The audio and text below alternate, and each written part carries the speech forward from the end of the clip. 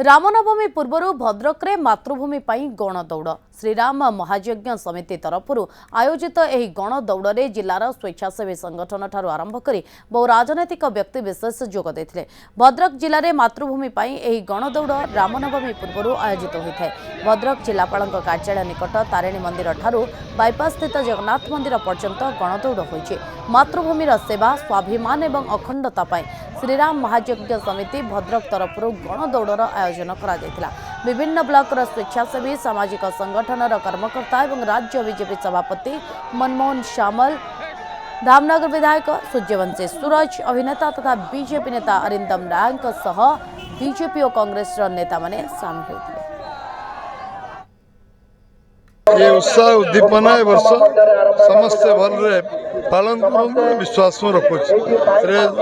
दल मत निर्विशेष समस्त ए कार्यक्रम को पालन कर बहुत खुशी। आज ये जो जनसमुद्र देखिक एवं चारिआडे जो जय श्रीराम नारा ये बुझाऊँ आगामी दिन में ये गोटे माने दिग्दर्शन दौरान भद्रक माटी जे आगामी दिन में ओडिशा रे परिवर्तन निश्चय आसिबो।